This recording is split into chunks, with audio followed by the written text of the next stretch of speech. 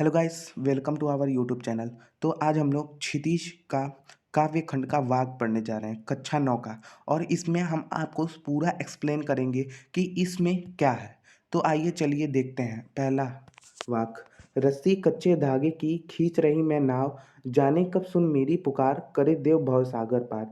इसका भावार्थ यह है कि कवित्री ने अपनी जिंदगी की तुलना नाव से और अपनी सांस की तुलना कच्ची डोरी से की है। कवित्री कहती हैं कि मैं अपनी जिंदगी रूपी नाव को अपने सांस रूपी कच्ची डोरी से खींच रही हूँ, यानी जैसे तैसे अपनी जिंदगी गुजार रही हूँ। आगे कवित्री कहती हैं कि पता नहीं कब प्रभु उनकी पुकार सुनकर, यानी उनकी करुण पुकार सुनकर उन्हें इस संसार के जन्म मरण रूपी भवसागर से पार उतराएंगे। पानी टपके कच्चे सकोरे, व्यर्थ प्यास हो रहे मेरे, जी में उतनी रह रह हो, घर जाने की चाह है घेरे। इसका नेक्स्ट भावार्थ यह है कि कवित्री ने अपने जीवन की तुलना कच्ची मिट्टी के घड़े से की है, जिसमें से लगातार पानी टपक रहा है। कवित्री के कहने का तात्पर्य यह है कि हर बीतते दिन के साथ उनकी उम्र कम होती जा रही है और प्रभु से मिलने के उनके सारे प्रयास व्यर्थ होते जा रहे हैं।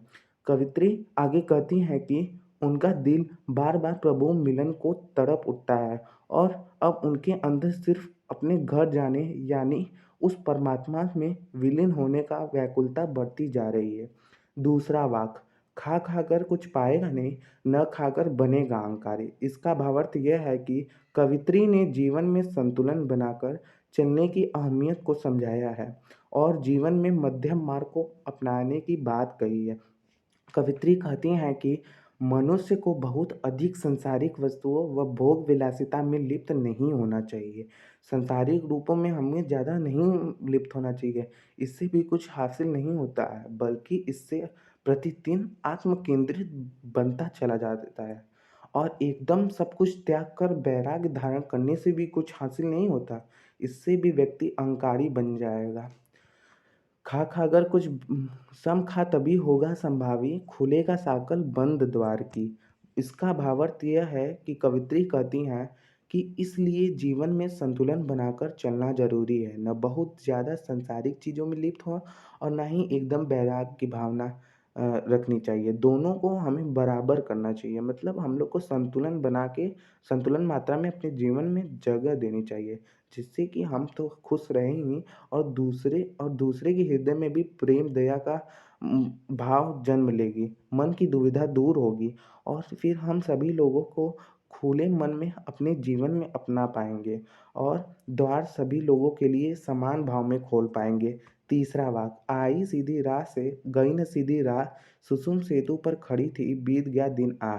इसका भावार्थ यह है कि कवित्री अपने किए कर्मों पर पश्चाताप कर रही हैं। वो कहती हैं कि जब वो इस दुनिया में आई थी, यानी जब उन्होंने जन्म लिया था, तब उनका मन एकदम पवित्र व निर्मल था।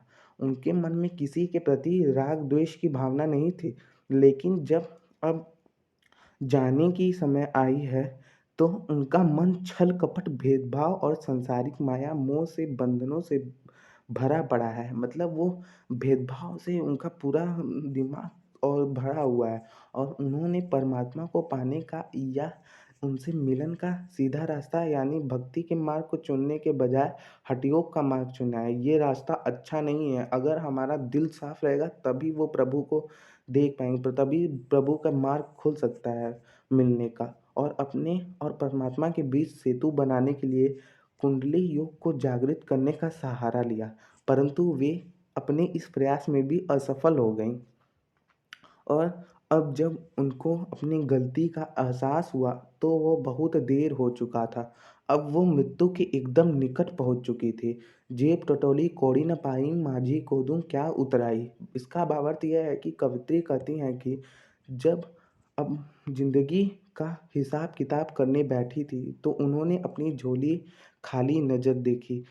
तब उन्हें लगता है कि उन्होंने अपने पूरे जीवन में कुछ अच्छा कर्म किया ही नहीं कि जिससे वो किसी को दे सकें, जिससे कि कर्म करने का समय भी अब खत्म हो चुका था उनका और परमात्मा से मिलने का समय बहुत पास हो चुका था। कवित्री आगे कहती हैं कि जब परमात्मा मुझे जन्म मरण के इस भवसागर में पार उतराएँगे, तो वो उनको उतराई के रूप में भेंट स्वरूप देगी। तो उन्होंने कहा था कि वो कुछ न कुछ उनको भेंट देंगी, पर लेकिन उन्होंने ऐसा कुछ अच्छा काम किया ही नहीं कि जिससे वो उसे कुछ दे सकें। चौथा भाग, थल थल में बसता है सिवही भेद न कर क्या हिंदू मुसलमान। इसका भावार्थ यह है, इस खंड में कवित्री कहती हैं कि ईश्वर कण कण में बसता है। ये सही बात है। ईश्वर तो आसमान पाताल हम लोग के दिल में और हर जगह बसता है, जल हो चाहे जहाँ, और वह सबकी हृदय में तो मौजूद है। इसलिए हमें हिंदू और मुसलमान का भेदभाव अपने मन में नहीं रखना चाहिए। ज्ञानी है तो स्वयं को जान, यही है साहिब से पहचान। इसका भावार्थ यह है कि कवित्री आगे कहती हैं कि अगर तुम सच में ज्ञानी हो, तो सबसे पहले अपने अंदर झाँक कर देखो, अपने आप को पहचानो, अपने मन को पवित्र व निर्मल करो, क्योंकि ईश्वर से मिलने का यही एकमात्र रास्ता है। ये देखो लिखा है ना, थल-थल में बसता है शिव ही, भेद न कर क्या हिंदू मुसलमान, ज्ञानी है तो स्वयं को जान, वही है साहिब से पहचान। इसमें यही बताया गया है कि कण-कण में शिव बसते हैं। शिव से यहाँ अर्थात है प्रभु का। और यहाँ पे हिंदू और मुसलमान का भेदभाव नहीं करना चाहिए, यानी किसी भी व्यक्ति को किसी दूसरे व्यक्ति से भेदभाव नहीं करना चाहिए। इससे अपने को ज्ञानी नहीं समझ पाओगे। अगर ज्ञानी हो तो भेदभाव की संभावना नहीं रखनी चाहिए। इससे ईश्वर से मिलने का यही एकमात्र रास्ता है। तो अगर आपको ये वीडियो पसंद आया होगा तो लाइक करें, शेयर करें, सब्सक्राइब करें। Thank you for watching.